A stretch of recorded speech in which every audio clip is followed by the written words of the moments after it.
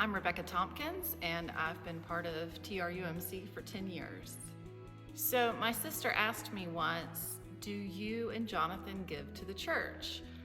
And I thought that was a funny question, but I think she thought it was weird to give money back to an employer since Jonathan works for the church. I told her, of course we give money to the church. It's not our money, it's not the church's money, it's God's money. I grew up making a pledge every year to my United Methodist Church.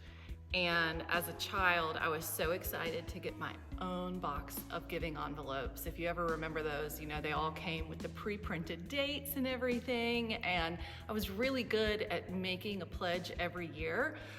But what I was not so good at was fulfilling that pledge. I was not consistent, and I would start off strong, and then I'd get towards the end of the year and have to thumb through all the different dates of the envelopes to see and to figure out where we were at that point in time.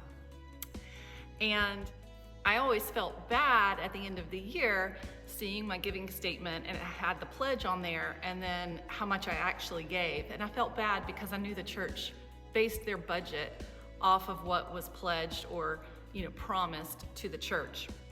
Something Jonathan and I have done ever since we were married is give to the church. And we've made a pledge every year. And thankfully, Jonathan's wonderful budgeting skills and also thankful to AutoDraft, we have been able to fulfill that pledge every year.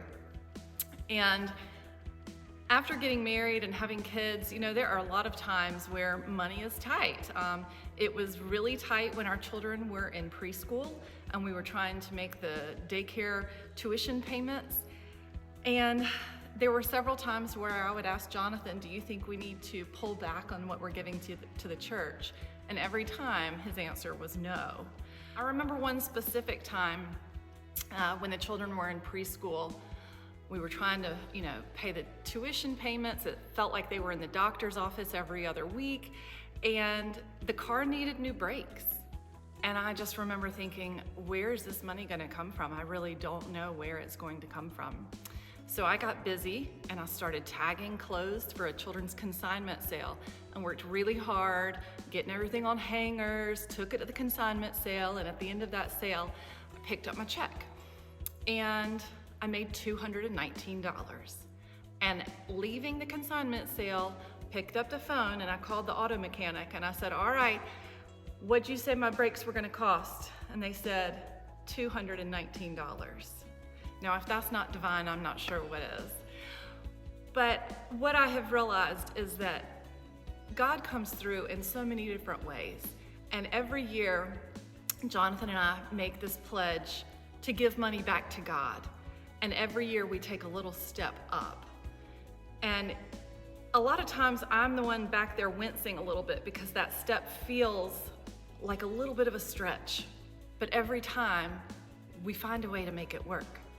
And as we have always seen, God provides in so many different ways, and He multiplies what is provided and what is given.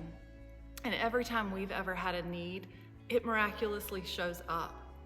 Or we realize that maybe it wasn't a true need after all.